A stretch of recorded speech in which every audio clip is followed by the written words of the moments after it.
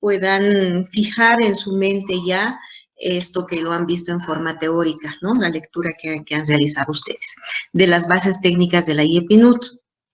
¿Ya? Y vamos a ver también algo de perímetro cefálico hoy, como teoría, porque mañana lo vamos a dedicar íntegramente a hacer los ejercicios. ¿Cómo les fue con Eric en los ejercicios? ¿Lograron avanzar?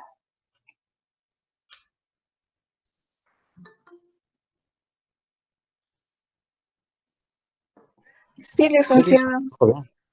Sí, han avanzado. Sí.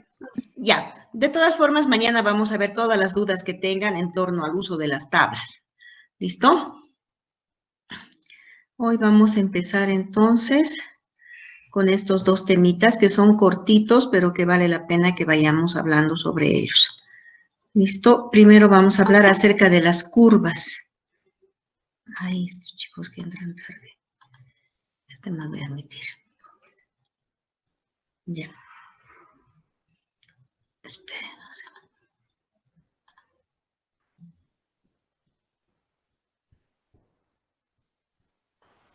Les voy a compartir pantalla.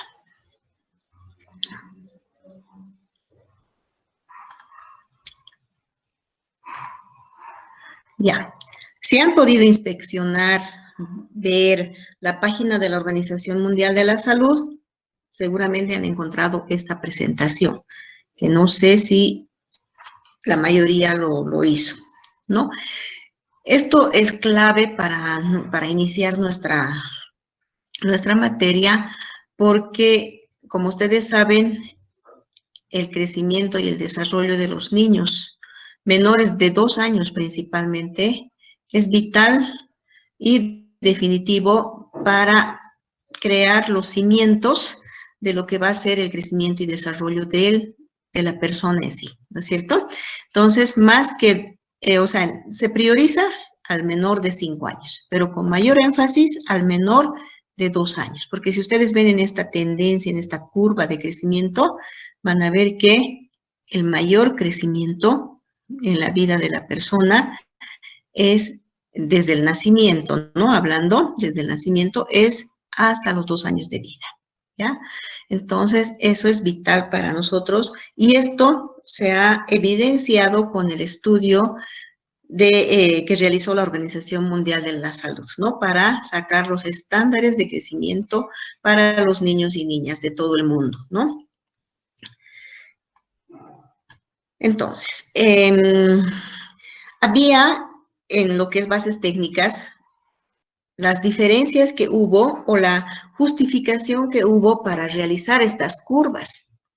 Entonces, si ustedes recuerdan, mencionó las curvas de la NCHS, la National Center for Health Statistics, eso significa, no es bueno mi inglés, ¿ya? Pero estas tablas conocidas mucho más como NCHS, así como ahora se conocen las tablas OMS, la sigla antes era la NCHS, ¿ya? Entonces, estas tablas se utilizaron hasta la década, bueno, hasta los, ¿cómo se llama? Hasta el 2006 prácticamente. Y el 2006, a mediados, ya se inició con el uso de las tablas de la OMS, ¿no? ¿Cuál era la diferencia? Que las tablas de la NSHS estaban basadas únicamente en niños de Estados Unidos, ¿no? Entonces, el estudio era muy diferente. Y esto fue desde 1929 a 1975 que hicieron el seguimiento de estos niños, ¿no? Y fueron estudios transversales que hicieron estas curvas de la NSH. En cambio, si ustedes recuerdan, la tabla de la OMS tiene estudio longitudinal, es decir, que han seguido a los niños desde el embarazo de la madre hasta los 2 años y de ahí fueron estudios transversales. ¿No? Ustedes que ya están llevando metodología de la investigación o epidemiología ya tienen que saber lo que es un estudio transversal y un estudio longitudinal, ¿no? Entonces, la misma Organización Mundial de la Salud, como no habían otras tablas disponibles, en 1977 ha recomendado que usemos estas tablas de la NSHS. Por eso es que en todo el mundo, incluyendo en Bolivia, utilizábamos estas tablas. Todo lo que fue con el SBEN, todo lo que fue carnet de salud infantil, ¿no? Y los instrumentos de evaluación nutricional a nivel de Bolivia fueron en base a esta NSHS, hasta el año 2006, como les digo, ¿no? Y otra desventaja que tenía estas tablas de la NSHS era de que eran basadas en niños alimentados con fórmula, ¿no? Con biberón. El origen étnico era homogéneo, o sea, los niños estadounidenses son de una etnia muy similar, ¿no es cierto? No tienen como en Bolivia diferentes etnias, o como en todo el mundo, ¿no? Hay la raza negra, raza amarilla, raza blanca, raza aria y todo tipo de razas, ¿no? Entonces no tomaba en cuenta eso las antiguas tablas. Y no había ninguna medición del nacimiento a los 3 meses, o sea, mal podíamos hacer un valor predictivo y decir, de esta forma los niños tienen que crecer, ¿no es cierto? Entonces, esas eran las fallas de las curvas de la NSHS, ¿no? Y los procedimientos para construir curvas ya no estaban vigentes al año 2000, ¿no? Cuando ya la OMS dijo, se necesita crear nuevas tablas como referencia para todo el mundo, ¿no? Y las que ya teníamos ya estaban obsoletas. Entonces, en síntesis, las tablas de la NSHS eran inadecuadas para individuos y para poblaciones, ¿no? Entonces, la OMS dijo, debemos realizar un estudio. Y ese estudio fue el estudio multicéntrico de la OMS, el cual pretendió establecer un conjunto de curvas de crecimiento para niños y niñas menores de 5 años, para ser adoptadas como la nueva referencia internacional para evaluar el estado de nutrición de los individuos y las poblaciones. ¿Ve? Entonces, si ustedes se dan cuenta, hemos visto, ¿no es cierto?, todo el conjunto de curvas que tiene la OMS, pero además de curvas, tiene las tablas, ¿no es cierto? Porque de las tablas salieron las curvas. Entonces, habla de curvas porque las curvas son de mayor difusión y porque son más fáciles de manejar que las tablas, ¿no? Ustedes han visto. Ahora, dice que la tabla de la OMS tiene enfoque prescriptivo. ¿Qué quiere decir? Que pueden predecir, o pueden decir, no hablaré mucho de predecir, sino que pueden dar la tendencia de crecimiento que un niño sano debería tener, que un niño con crecimiento ideal debería tener, ¿no? ¿Y qué habría que hacer para ese crecimiento ideal? Cumplir con todos estos requisitos, que el niño tenga nutrición ideal. Y para la nutrición ideal, desde el nacimiento, la lactancia materna, ¿no? Tenemos 3 fases, la de lactancia materna inmediata, la exclusiva y la prolongada, hasta los 2 años. Entonces, asegurar la lactancia materna, asegurar una buena alimentación complementaria, ¿no es cierto? Luego, que haya un medio ambiente ideal, agua, saneamiento básico, vivienda, las madres no fumadoras. Bueno, acá más bien en nuestro medio no tenemos, ¿no es cierto?, madres muy afectas al cigarro, pero en otros lugares del mundo sí. En Chile, por ejemplo, jovencitas de colegio ya han iniciado el hábito de fumar y de embarazadas, pues algunas siguen fumando, ¿no? Entonces, esto para donde se acomode. Luego, el cuidado de la salud ideal, ¿no? ¿En qué consiste? En que todos los niños reciban todas sus vacunas y que tengan cuidados pediátricos rutinarios. Miren todo lo que necesita para que haya un crecimiento ideal. Ya, a ver, ahora, algún comentario, chicos, hasta aquí. Eso es todo lo que han leído, y este es un resumen de lo que han leído. ¿Hay algo más que hasta aquí quisieran comentar?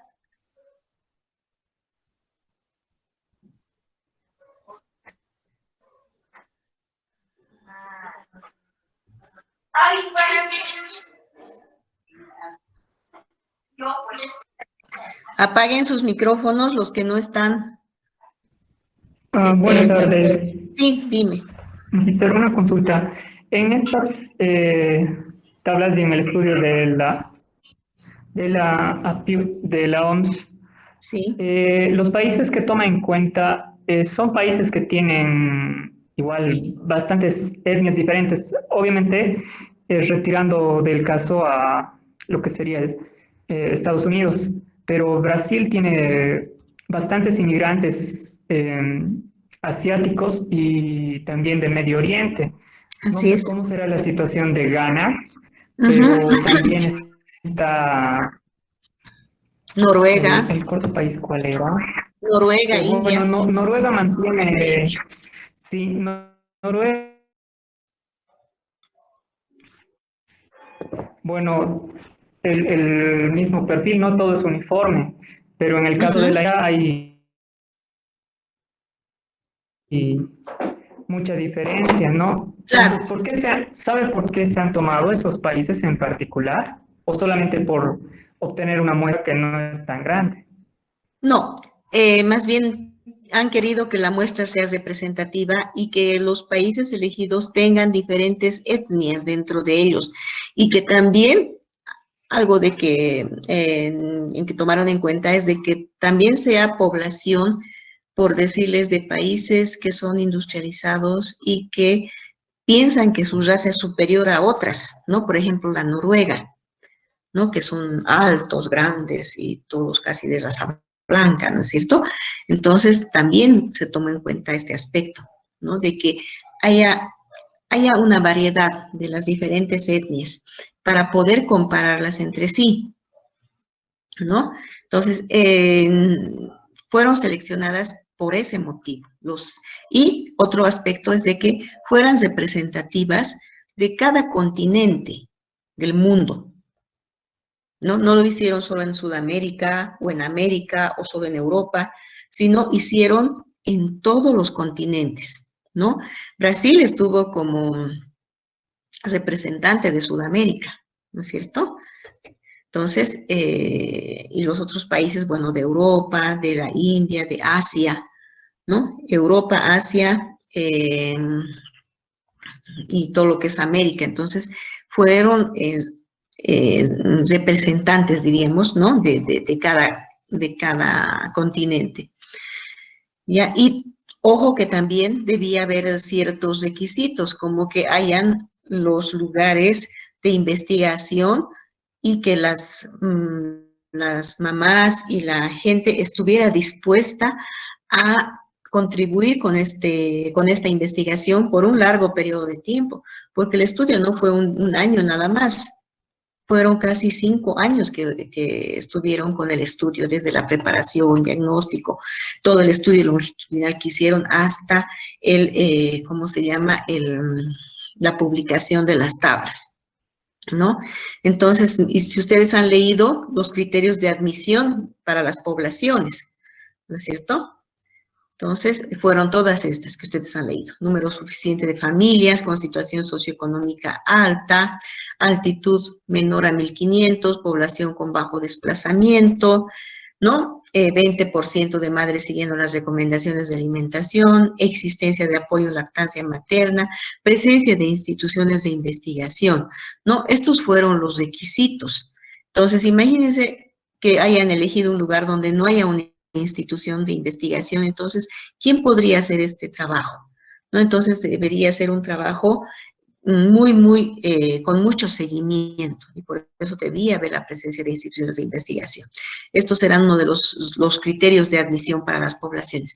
Y acá están viendo ustedes, ¿no? En los diferentes continentes, ¿no? Los lugares donde se tomaron las muestras, diríamos, ¿no?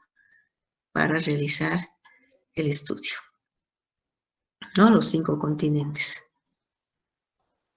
Y para las familias también había, ¿no? Sus requisitos. Ahora, ¿por qué decimos estado socioeconómico elevado?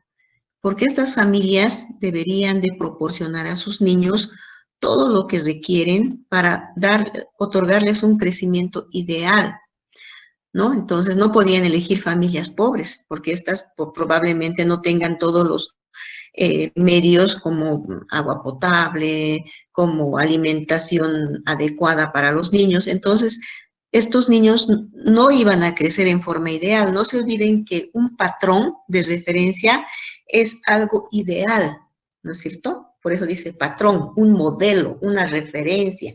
Entonces, debía ser de lo mejor que podría haber para que ese sea modelo de comparación para los otros niños en este caso, ¿no? Entonces deberían ser los niños bien nutridos, bien cuidados, para que sean tomados como modelos, ¿no? Ustedes saben, ¿no? Que el patrón de proteína, ¿cuál es, a ver, el patrón de proteína hablando de alimentos?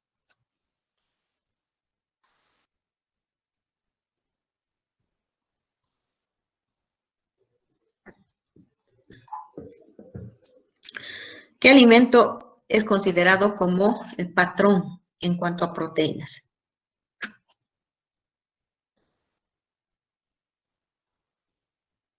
El huevo, El huevo, claro que sí, el huevo, chicos, porque el huevo tiene todos los aminoácidos esenciales, promueve el crecimiento de los niños y de bueno, y la reparación de tejidos, ¿no? Y es el huevo el patrón de proteína, el modelo, y en base a este modelo se comparan las otras proteínas. Entonces, es igual, ¿no? Estos niños deberían ser ideales en su crecimiento y ahí, en esos patrones, los comparamos a los otros niños. Ya, entonces es por eso que tenían que tener todas estas características los niños o las familias que iban a ser elegidos para este estudio, ¿no? No se olviden de que estaban construyendo los patrones de referencia, es decir, el modelo de niños, ¿no? Hablando en otras palabras, a los cuales íbamos, con los cuales más bien íbamos a comparar al resto de los niños del mundo, cómo deberían crecer, ¿no es cierto? Entonces deben ser el modelo o los modelos.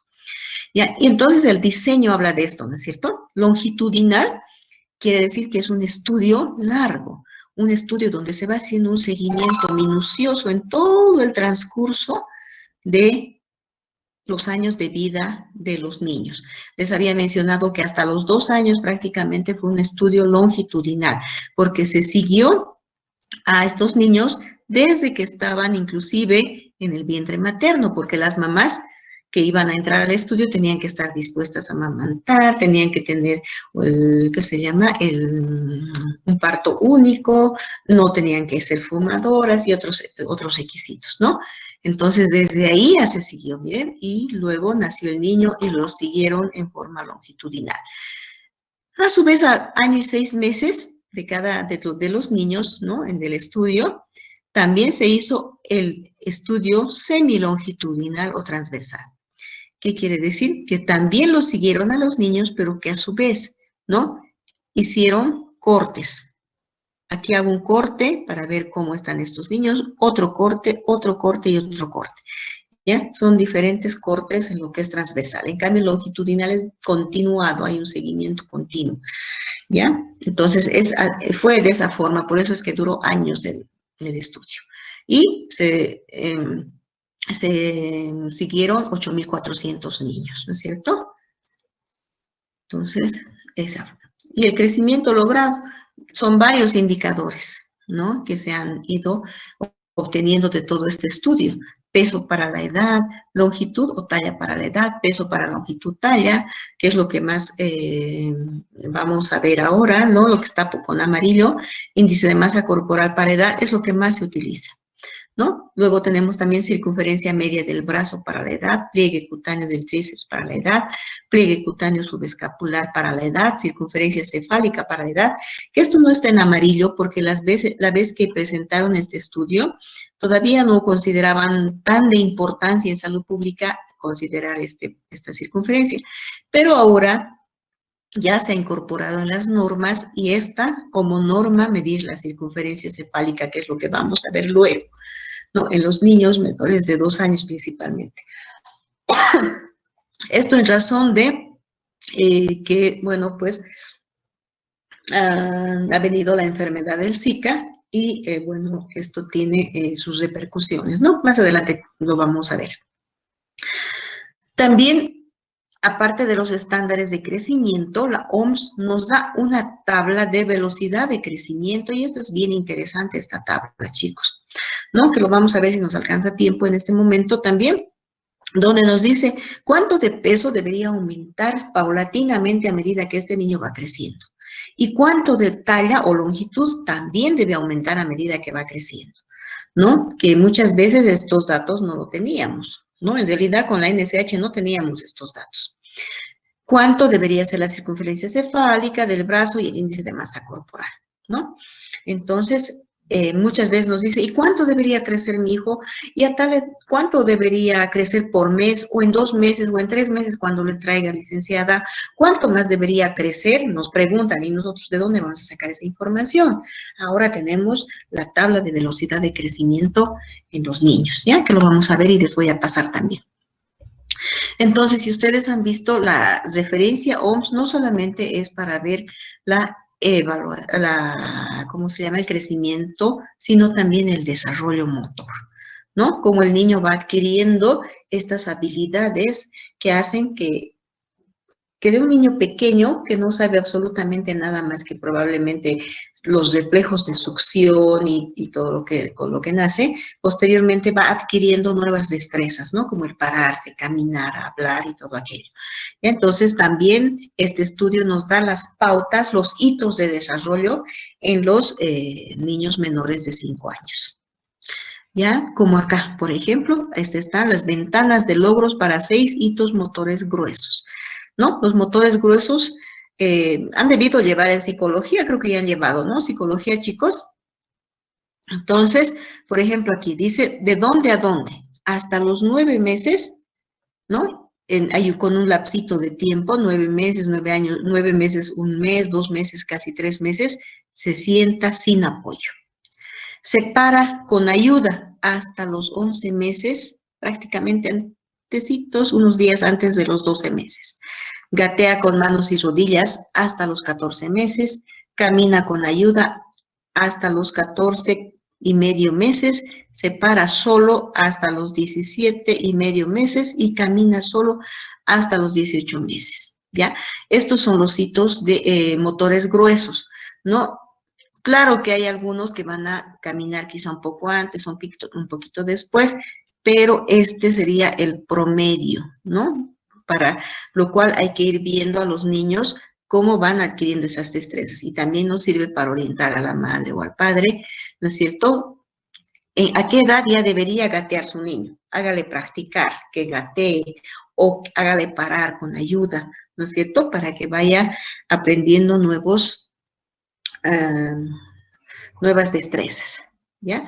Y también hay en lo del desarrollo motriz, pero fino, ¿no? Entonces, yo les muestro solamente lo grueso en este momento. Entonces, ¿qué fue la evidencia a nivel mundial que abrió luces para que todos podamos decir y tener esperanzas los países en su desarrollo o en vías de desarrollo, de que sí nuestra población puede alcanzar estaturas nunca antes tenidas, quizá, ¿no es cierto?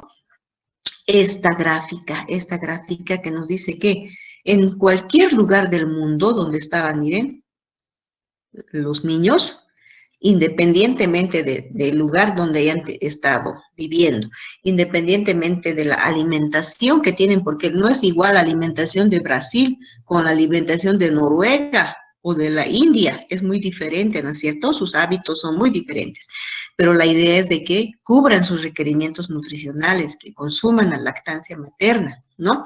Entonces, ¿qué pasó? En todo lugar del mundo, los niños, desde el nacimiento, a medida que iban creciendo, tenían un mismo ritmo de crecimiento. Miren cómo. Aquí Noruega, un poquito más alto, pero es esto, miren, igualito, igualito, igualito. Y aquí a los 400 días, ¿ya? Es donde se une, ¿no es cierto? Aquí, miren, está unito. Y todos van alcanzando casi la misma talla. Este es un cuadro de talla en centímetros, ¿no? Entonces, miren cómo con la alimentación adecuada, saneamiento básico adecuado, condiciones de vida adecuados, cuidados de salud adecuados, los niños han ido creciendo de la misma manera en cualquier lugar del mundo. Entonces, con eso se sacó como conclusión de que más que el factor hereditario, lo que determina la talla de los niños son los cuidados durante su edad, ¿no es cierto?, de menor de 2 años, en este caso del menor de 5 años, ¿ya? Entonces, esa fue el descubrimiento que fue mucho, diríamos que ha revolucionado un poquito nuestras políticas de salud a nivel de Bolivia. Esto se presentó en Bolivia el año 2006, en marzo, y justamente el año 2006 estaban en cambio de gobierno, ¿no? Entró este gobierno de Evo Morales y agarró este estudio, ¿no? Como evidencia, y de ahí nació el programa Desnutrición Cero, que nace el año 2006.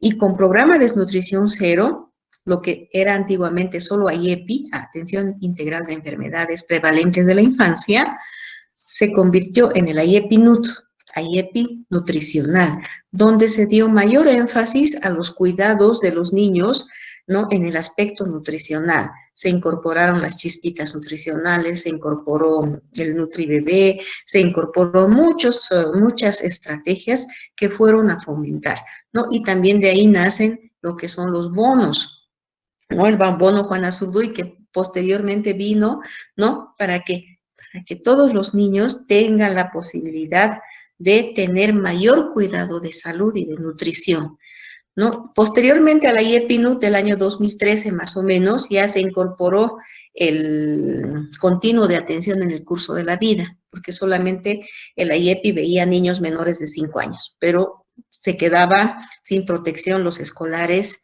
los adultos, las embarazadas. Entonces se hizo los protocolos de atención, del continuo de atención en el curso de la vida, ¿no? Las bases técnicas salieron un poco antes, cuando estaba el IEPI-NUT, pero eso no quiere decir que las bases técnicas ya no estén vigentes, ojo, ¿no?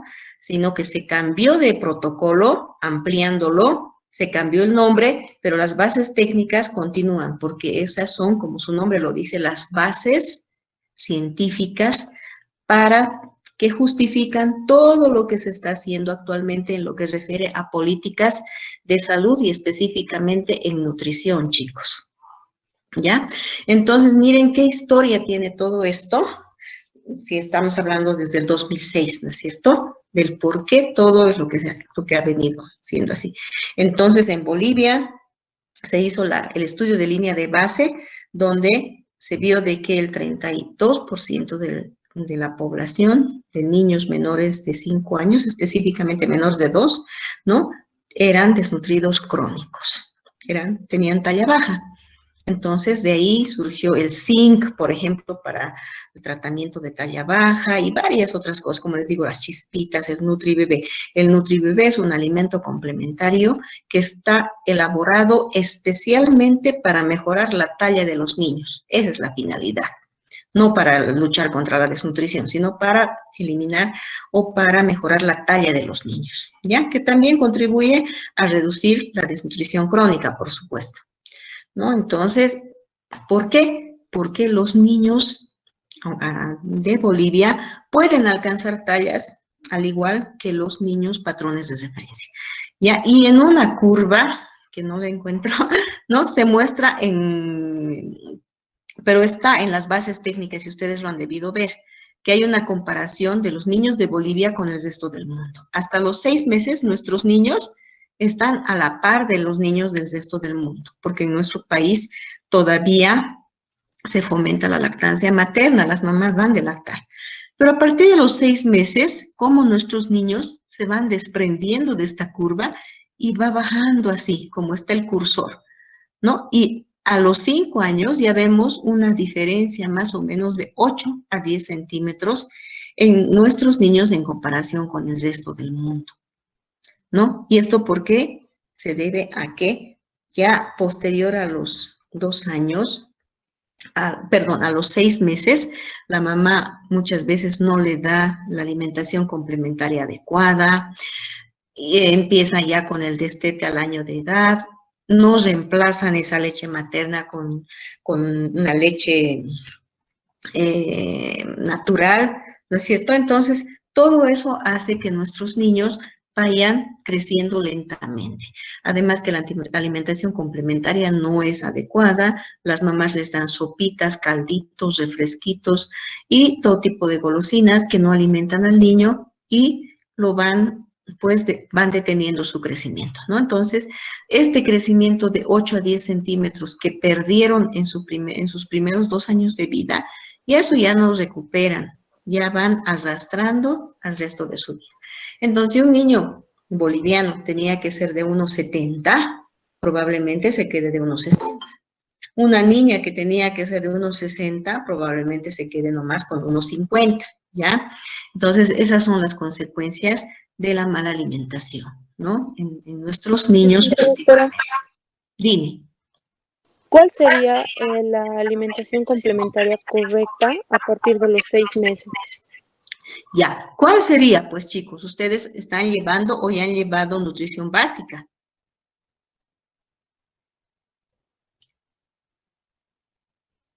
¿Han llevado?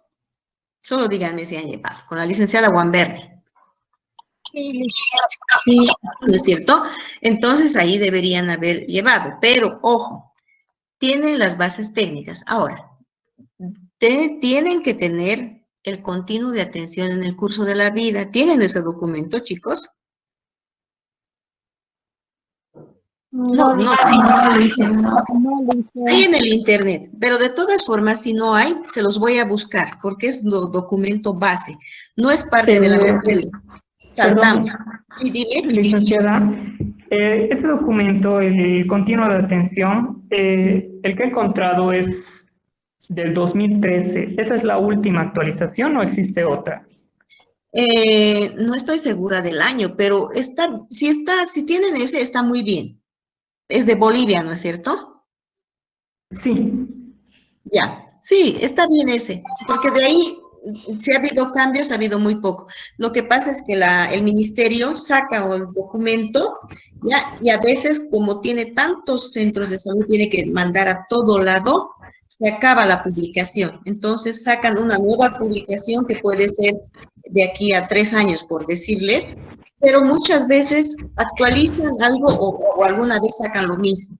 ¿Listo? Si tienes del 2013, no hay mucho cambio. Ahí, por favor, fíjense. De todas formas, chicos, apaguen su micrófono, el que está con micrófono, por favor. Está interfiriendo. ¿Ya? Entonces, ya me hicieron perder.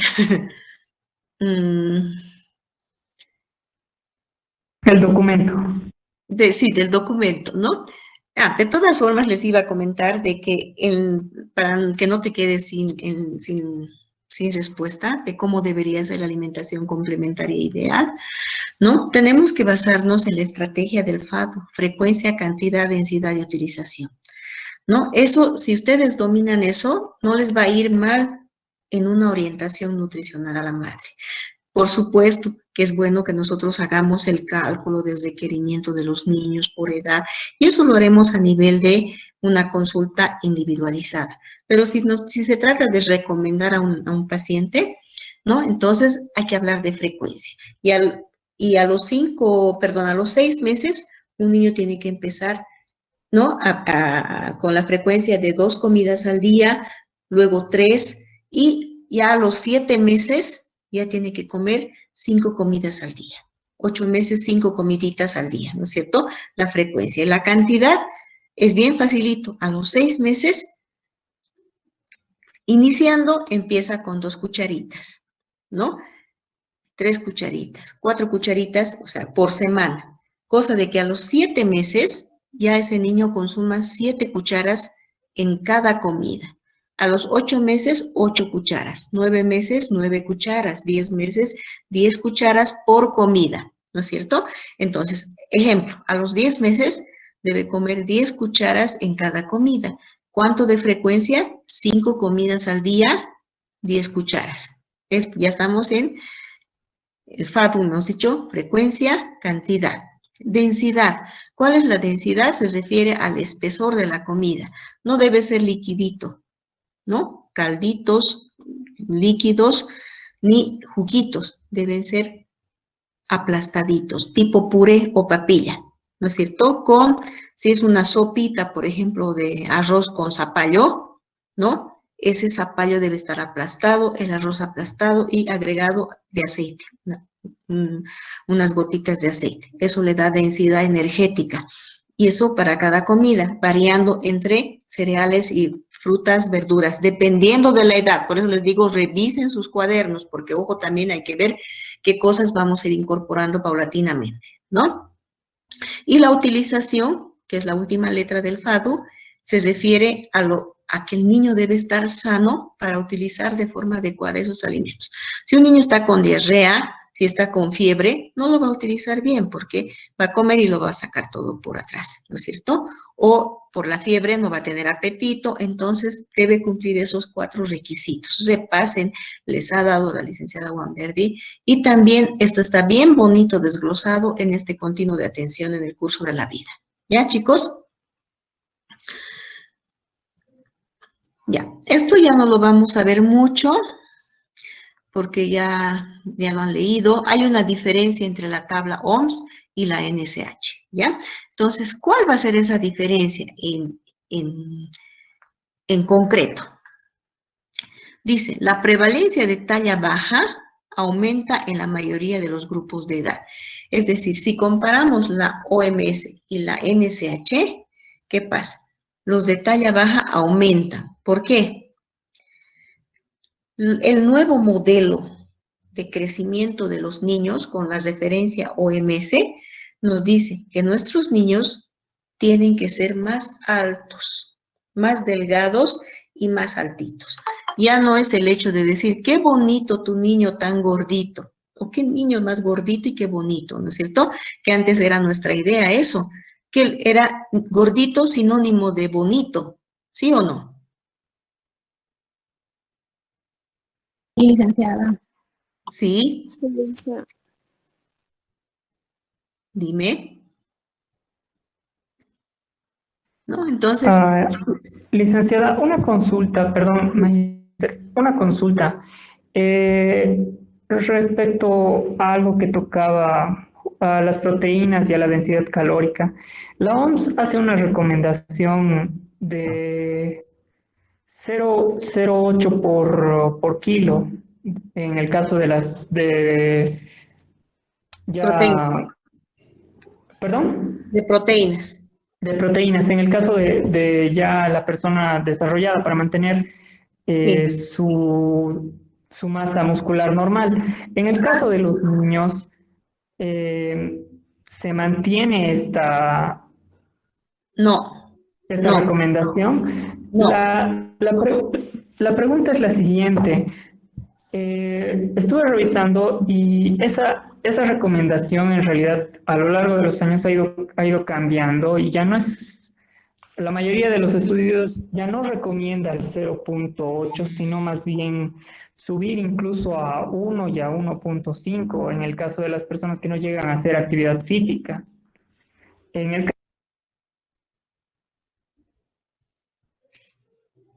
¿Qué pasó? perdón, se me cortó el audio, disculpe, magíster. Dime. Le decía, eh, el aporte proteico que tendría que haber por kilo peso en el caso de los niños, ¿cuál sería el adecuado según la OMS? Ya. Una recomendación por kilo peso en cuanto a proteínas, así para niños sanos, no está establecido por la OMS, ¿ya? Lo que nosotros tenemos actualmente son las tablas de recomendación. Bueno, no es que les digo que no sea establecido por la OMS, ¿no? Nosotros manejamos la tabla de recomendaciones nutricionales para la población boliviana. Estas están elaboradas por el Ministerio de Salud, ¿no? A nivel de Bolivia. Ya, entonces, todo lo que se trabaja en torno a lo que es alimentación de los niños, ¿no? Menores de 5 años, en este caso que estamos hablando, debe ser en base a recomendaciones nutricionales. Ahora, cuando hablamos de requerimientos, ¿no? También se puede hablar en este sentido, pero más que todo se lo hace cuando hablamos de manejo nutricional en niños, por ejemplo, con desnutrición, en niños con alguna patología, ¿ya? Entonces, por decirles, en un niño con desnutrición, ¿no? Aguda, podemos comenzar con inclusive 0,5 gramos de proteína, aumentar 0,8, 1 gramo de proteína por kilo peso, ¿no? A medida que vamos evolucionando al niño, a 1,5 gramos de proteína por kilo peso, a medida que hacemos ganar 2 gramos, 2,5, hasta 3, inclusive se puede llegar gramos por kilo peso cuando estamos haciendo el manejo nutricional de niños con desnutrición, por ejemplo, ¿no? Ahí sí se maneja mucho más por kilo peso, pero es más frecuente manejar la cantidad de proteínas en los niños basándonos en las recomendaciones nutricionales para la población boliviana, que deben tener ustedes estas tablas, ¿no? De recomendaciones. Y ahí está por edad, cuánto de proteínas, cuánto de calorías y cuánto de micronutrientes deben consumir los niños. Esa es la base en la cual con la cual tenemos que trabajar, chicos. No tanto por kilo peso, como les digo, ¿ya? Sino en esas tablas de... Ya en los adultos se maneja por kilo peso. En adolescentes también es por recomendaciones nutricionales para la población, para grupos poblacionales. Pero en adultos ya manejamos por kilo peso, requerimiento 0,8 gramos por kilo peso y recomendación 1 gramo por kilo peso. No se olviden que la recomendación siempre tiene un margen de seguridad, ¿no es cierto?, para evitar pérdidas. Entonces manejamos 1 por kilo peso.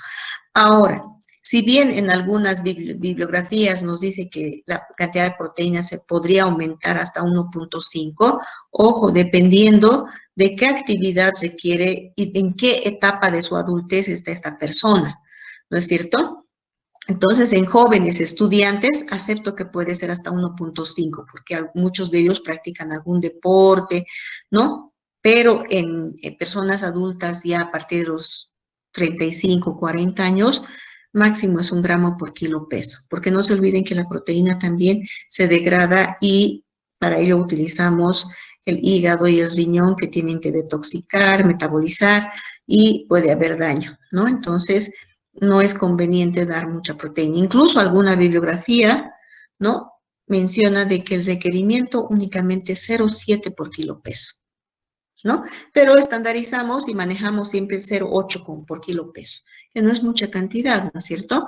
Y de esos 0,8 por kilo peso, el 50%, bueno, en adultos que no tienen requerimientos fisiológicos adicionales, es el tercio de proteínas de alto valor biológico y los 2/3 proteínas de origen vegetal. En embarazadas es 50% de valor biológico y el otro 50% de origen vegetal. Ya, chicos, ¿completo con eso? Licenciado, buenas tardes. Hola, Entonces, dime.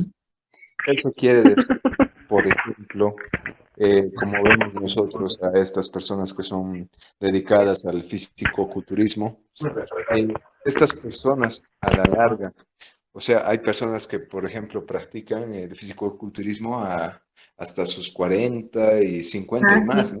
sí, sí. Entonces, quiere decir que estas personas van a tener a la larga daños en el hígado, si es que siguen así, con ese estilo Depende. de vida. Claro, depende. Por eso les digo, una persona es muy particular, ¿no? En este caso hay que siempre verificar el peso, la talla, todas las características, hacer una anamnesis alimentaria para ver qué más consume la persona. Porque si está consumiendo pura proteína, no consume mucha grasa, ¿no? Entonces la dieta es desequilibrada, ¿no? Ahora, en un fisicoculturista, en un periodo de Sí, entrenamiento, sí requiere mayor cantidad de proteínas, pero la bibliografía nos dice que hasta 2%, o sea, 2 gramos por kilo peso, y eso es bastante, porque ¿cuánto pesa un fisiculturista? No, hasta 2, porque ya subir a valores de 3, y algunos consumen proteína pura, consumen creatinina, consumen todo tipo de proteínas envasadas que vienen en forma industrial. Además consumen 10 claras de huevo y no sé qué, no sé qué. Entonces, imagínense, pobre riñón y pobre hígado. A la larga yo creo que pueden tener alguna alteración, ¿no? Pueden sufrir alguna enfermedad renal o hepática. Entonces, no es nomás el consumo de proteínas así a libre demanda, ¿no? Siempre tiene que estar controlado y mejor si es por un nutricionista, ¿no? Eso, Claro, chicos. tendría que ir creciendo gradualmente, ¿no? El consumo. Pero no a más de 2 gramos por kilo peso. Ah, claro, eso No sí. a más de 2 gramos por kilo peso, ¿no? Dependiendo, por le digo, una etapa de competición puede justificarse, pero posterior no, porque no se olviden que el crecimiento, el fortalecimiento de la masa magra, más que todo se logra con el sacrificio, con el ejercicio, ¿no es cierto? No es a base de proteínas que van a lograr que la masa magra aumente, no. Por supuesto que debe haber un aporte de proteína, pero no, el exceso no va a significar que vas a tener más músculo, eso no es así, ¿ya? Entonces, continuamos. Aquí lo que quiero completarles es esto que hablábamos, ¿no?